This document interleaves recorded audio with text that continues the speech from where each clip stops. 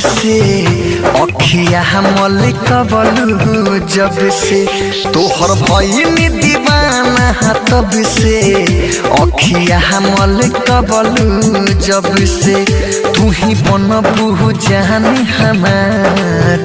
तू ही बनबू जान हमार हम मंगले बानी रब से तोहर भइनी दीवाना तब से अखिया मलिक बलू जब से तोहर भइनी दीवाना तब से अखिया मलिक बलू जब से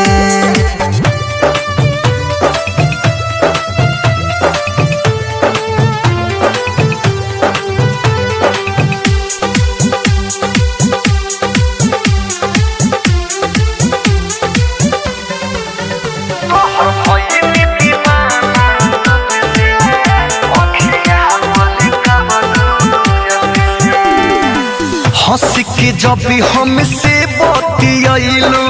बाते बाते में हम केलू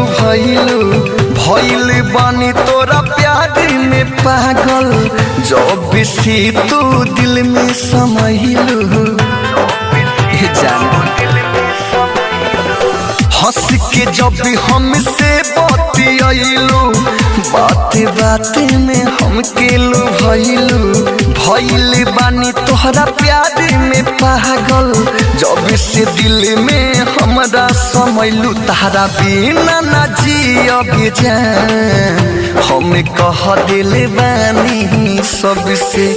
तारा बिना ना जियब जान हम कह दिल बानी सबसे तू ही बनबू जान हमार तू ही बनबू जान हमार हम मंगले बानी रब से तोहर भइनी दीवाना तब से अखिया मलिक बलू जब से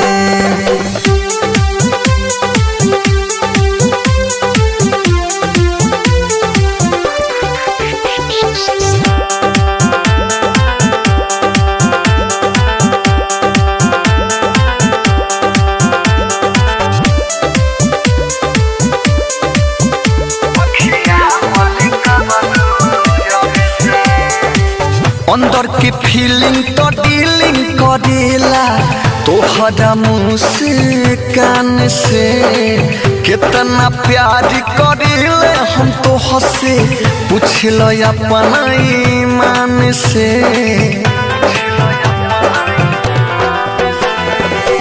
अंदर के फीलिंग तो डीलिंग करेला तोहरा मुस्कान से कितना प्यार करेले हम तो हंसे पूछल अपना ईमान से भोजपुरी विकेश मिसाइल राइटर थारू जानता रे कब से भोजपुरी विकेश मिसाइल राइटर थारू जानता रे कब से तू ही बनबू जान हमार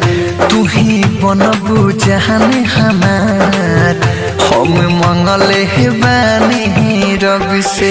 तोहर भइनी दीवाना तब से अखिया मलिक बलू जब से।